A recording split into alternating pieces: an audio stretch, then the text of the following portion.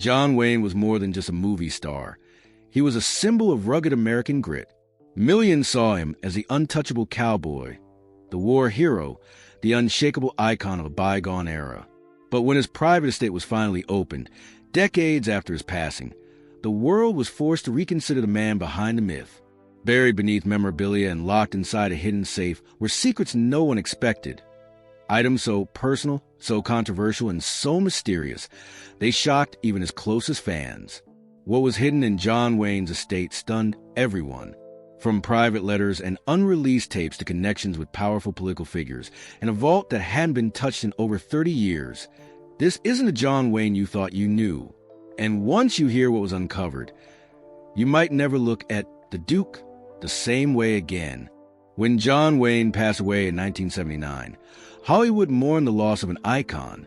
Known for his towering presence and unmistakable drawl, the Duke had come to symbolize a rugged, old-school vision of American masculinity. But behind the tough guy persona, his private life remained tightly guarded, even in death. That's why, when the gates to his Newport Beach mansion were quietly closed following his funeral, rumors started swirling almost immediately. What exactly had John Wayne left behind? And why did his estate remain untouched for so long? Unlike many celebrities whose homes are open to public or turned into shrines, Wayne's residence stayed sealed. Only close family members and a handful of trustees had access. This immediately gave rise to speculation. Some whispered that the house contained secret vaults. Others claimed there were rooms nobody had entered in years. For fans and skeptics alike, it was as if the man who played legends on screen had become a legend himself, one wrapped in secrecy. The property itself was nestled in a quiet corner of Newport Beach, California, far from the buzz of Hollywood. It had sweeping views of the ocean, an expansive library filled with rare Western novels, and walls lined with hunting trophies. Yet beyond its opulence, insiders described a strange atmosphere, a sort of museum of Wayne's private world. Photographs that had never been released to the public, old scripts with personal notes scrawled in the margins, awards stashed away in boxes rather than proudly displayed. It all raised questions. Was Wayne hiding something? Or was he simply more modest than his massive celebrity suggested? Adding to the intrigue, Wayne was known for keeping meticulous records. And those who eventually entered the estate years later found file cabinets filled with personal correspondence, receipts, and even unsent letters. Some of these hinted at frustrations with the Hollywood system, others at conflicts with political allies and family members. There were also rumors, unconfirmed of course, that certain documents were deliberately destroyed before any public auction ever took place.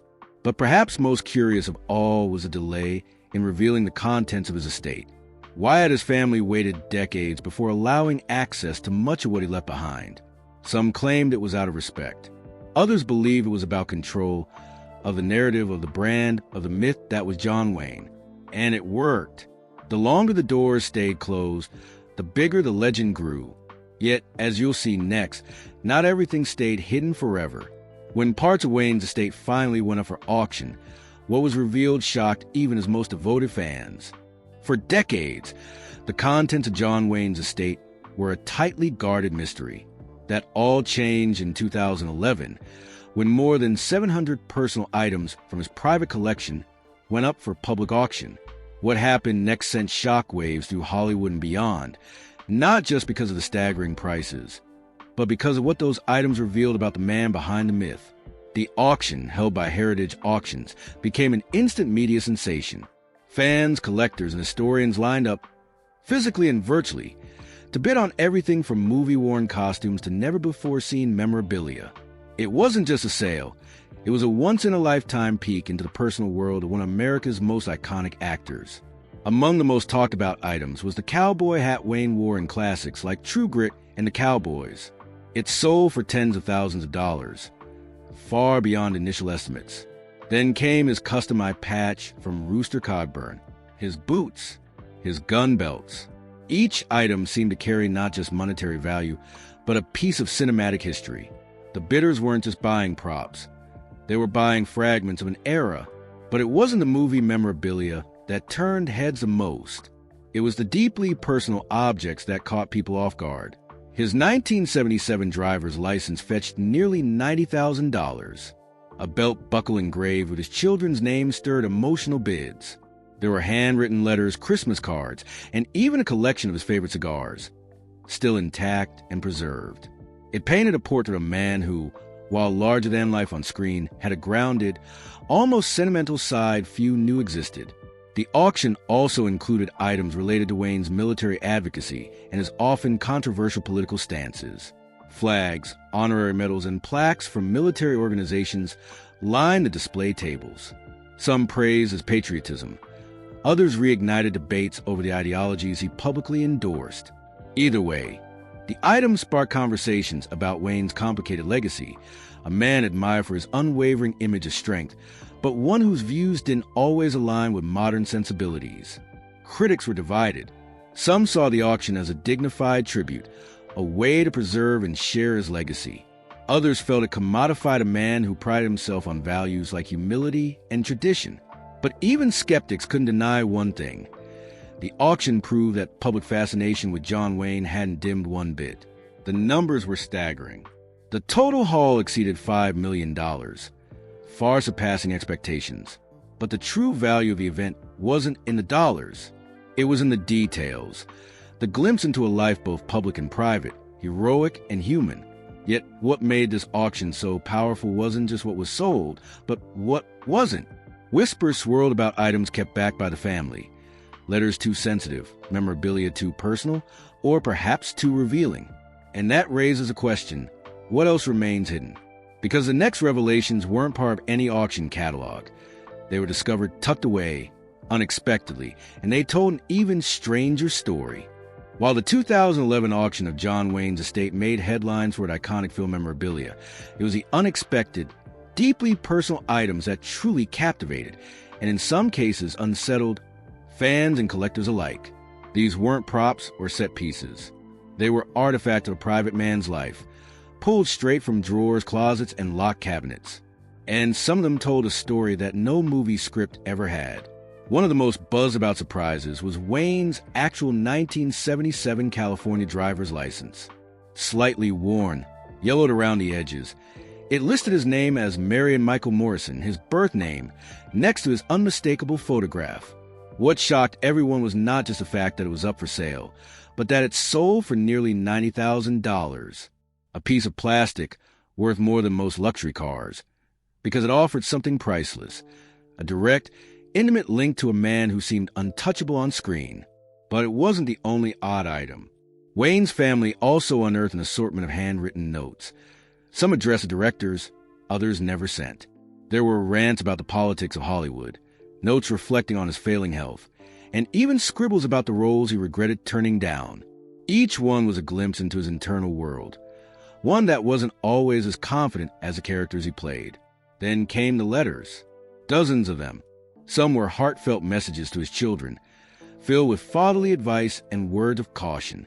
Others were correspondences with public figures, politicians, military officers, and even old rivals in the film industry. A few contained cryptic lines that fueled speculation, especially those where he hinted at unfinished business or keeping certain things quiet. Fans quickly began dissecting these notes online, trying to connect them to rumored incidents or hidden controversies from his past. Another unexpected find? A stash of old photographs. Not the polished studio shots that grace movie posters, but grainy, candid snapshots. Wayne laughing in a backyard with friends, playing cards at a smoky table, sitting alone, cigar in hand, staring into the distance. These weren't meant for public consumption. They showed a man both larger than life and unmistakably human, aging, tired, reflective, even stranger with more peculiar possessions. A tattered medical journal with notes scribbled in the margins, a dog-eared copy of the Art War, and a personal Bible with passages underlined in bold red ink. These items weren't flashy, but they stirred something deeper, a curiosity about what John Wayne believed, feared, and hoped for when the cameras weren't rolling. Collectors wanted them for their rarity, but fans wanted them for what they implied, that John Wayne wasn't just a movie star. He was a man with layers, contradictions, secrets. And some of those secrets were now slowly unraveling. But for all the personal items discovered, There were others that stirred serious controversy and hinted that the Duke's legacy might be even more complicated than anyone imagined. Not everything found in John Wayne's estate was welcomed with admiration. Some discoveries pulled back the curtain on parts of his legacy that many fans had either forgotten or never known. While most of the auction focused on memorabilia and keepsakes, a handful of items, documents, and personal writings sparked fierce debate and reignited long-standing controversies surrounding the Duke's public and private views. Among the unearthed items were letters and correspondences that hinted at Wayne's deeply held political beliefs, many of which had long been the subject of debate. While he was famously outspoken during his lifetime, these private writings revealed just how entrenched and, at times, extreme some of those views were. Some letters included praise for politically divisive figures. Others made sweeping statements about social movements that were beginning to take shape in the late 1960s and early 70s. Though his family declined to release all the letters in full, excerpts shared with collectors and press outlets were enough to stir public reaction. Then there was the issue of his infamous 1971 Playboy interview, which resurfaced as collectors and journalists revisited his personal writings. In that interview, Wayne had made statements about race, colonialism, and politics that were immediately controversial, even in their time, and even more so today. What disturbed many was how some of his personal notes seemed to reinforce those views, rather than suggest regret or reconsideration. For fans who had idolized Wayne as a larger-than-life hero, this was a moment of cognitive dissonance. The man who embodied American grit also carried beliefs that many now find troubling. Also discovered among the estate was a series of film treatments and script drafts Wayne had been working on but never completed. Some of these were shelved due to what studios reportedly described as politically sensitive content. One script, tentatively titled The Law at Sundown, allegedly portrayed a controversial take on civil unrest that several insiders believed the studio feared would alienate audiences. While never filmed, the mere existence of such drafts reopened conversations about the kind of stories Wayne had wanted to tell, and why some were deliberately buried. There were also affiliations revealed, memberships in ultra-conservative organizations that were not widely publicized during his lifetime. Some speculated these were part of private donation records found in the estate files. The records weren't criminal or illegal, but they added another layer to the complex and, at times, polarizing figure Wayne was off-screen. Still, it wasn't all about scandal. To some, these discoveries humanized him. They reminded the world that John Wayne was a product of his time, flawed, proud, and deeply principled in ways that didn't always translate to modern values. For others, it was a reckoning, forcing a reassessment of how icons in the past are remembered in the present. But controversy wasn't the only thing stirring in the aftermath of the estate's unveiling. Behind closed doors, a very different kind of drama was unfolding, one that had nothing to do with auctions or fame, and everything to do with family. While the public focused on the shocking discoveries from John Wayne's estate, a quieter, more personal storm was brewing behind the scenes. Long after the cameras stopped rolling and the auctions concluded, Wayne's legacy wasn't just being shaped by what he left behind, but also by who was fighting over it. The battle for control of John Wayne's name, image, and fortune would pit members of his own family against each other in a series of legal and emotional clashes that shocked even longtime insiders. Wayne had 7 children from 2 different marriages, and while the public assumed they were united in preserving their father's legacy, tensions had reportedly been simmering for years. Disagreements about how the John Wayne brand should be handled, whether through licensing, merchandising, or public image, created rifts among the siblings. Some wanted to preserve his image as a patriotic, no-nonsense American hero. Others argued that the brand needed to modernize and evolve in a world that was no longer viewing Wayne's legacy through rose-colored lenses.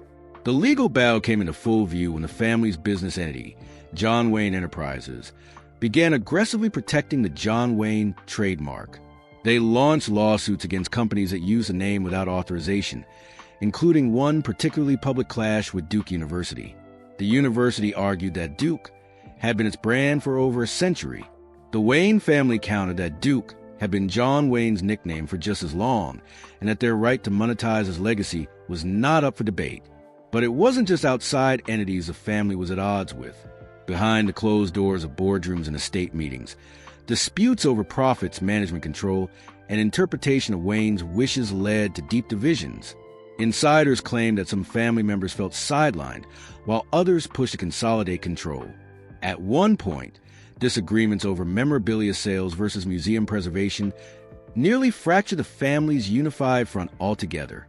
Wayne had left a will, but like many celebrity estates, interpretation became part of the battlefield. Some argued that certain assets should remain private or be donated to historical institutions. Others pushed for monetization, citing the skyrocketing value of celebrity estates in the digital era. These conflicts weren't just about money. They were about identity, legacy, and who got to define what John Wayne meant to the world moving forward. Even the John Wayne Cancer Foundation, a nonprofit started in his honor, wasn't entirely immune.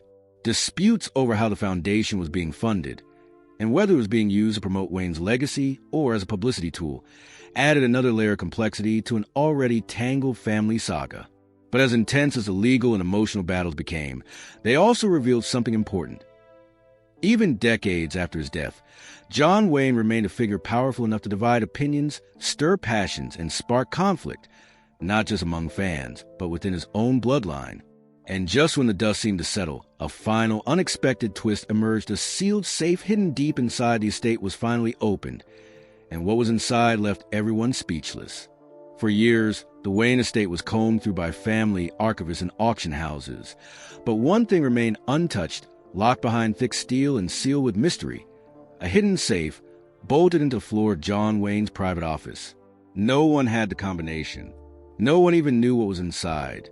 It had become something of a legend within the family, a symbol of the parts of the Duke's life that remained off-limits, even to those closest to him. After Wayne's passing in 1979, the safe was left alone for decades. It wasn't until a full estate reappraisal took place in the mid-2010s that renewed efforts were made to crack it open. Locksmiths were brought in. Security experts consulted. For weeks, attempts failed, until finally, with a quiet click and the turn of a heavy wheel, the safe swung open. What they found wasn't gold or cash, but it was something far more shocking. Inside were 3 weathered boxes, carefully labeled in John Wayne's own handwriting. The first was filled with reel-to-reel tapes, personal audio recordings the Duke had made late in his life. Some were reflections on his career, while others were unscripted rants, confessions, and philosophical musings recorded during his battle with cancer. They were raw, unfiltered, and often laced with emotion. In one tape, he reportedly admits regrets about certain roles he turned down. In another, he questions whether his image had trapped him in a persona he no longer fully believed in. The second box was even more mysterious. It contained a stack of old manila envelopes, each filled with documents, letters marked confidential, pages stamped with military insignias, and faded photographs that seemed to depict private moments on foreign soil. One document suggested that Wayne had quietly worked with U.S. intelligence agencies during a period of heightened Cold War tensions. Another letter, dated but unsigned, warned Wayne of threats to his life over his outspoken anti-communist views. It appeared the Duke may have been monitored, or at least targeted, by political extremists. But it was the third box that stunned everyone the most. Inside was a small, velvet pouch containing several rings, none of which had ever been seen publicly. One ring bore the crest of a secretive fraternal organization. Another appeared to be a gift from an unnamed world leader, with an inscription in a foreign language. There was also a handwritten note folded carefully inside, addressed simply, "To be opened only by my sons." What it said exactly remains unknown. The family has never released the full contents. But rumors swirled that the note contained personal confessions, final instructions, and possibly even requests to hide certain truths from the public forever. The discovery of the safe reignited interest in Wayne's life like never before. Fans, conspiracy theorists, and biographers scrambled to interpret what these items meant. Was the Duke harboring secrets that contradicted his public persona? Was he involved in government activities never disclosed? Or was this simply the private world of a complicated man? Finally laid bare, one thing was clear. The safe hadn't just held belongings. It held the final pieces of a puzzle people thought they already understood. But there's still one more twist. Because even now, something else remains unsettled about Wayne's legacy, something not buried in a safe, but etched into the debate surrounding his name to this day. That's the unbelievable truth behind what was hidden in John Wayne's estate. Secrets that surprised everyone and reshaped how we see the Duke. If you found this story as fascinating as I did, don't forget to like, subscribe, and hit the notification bell so you never miss a deep dive like this. Thanks for watching, and I'll see you in the next one.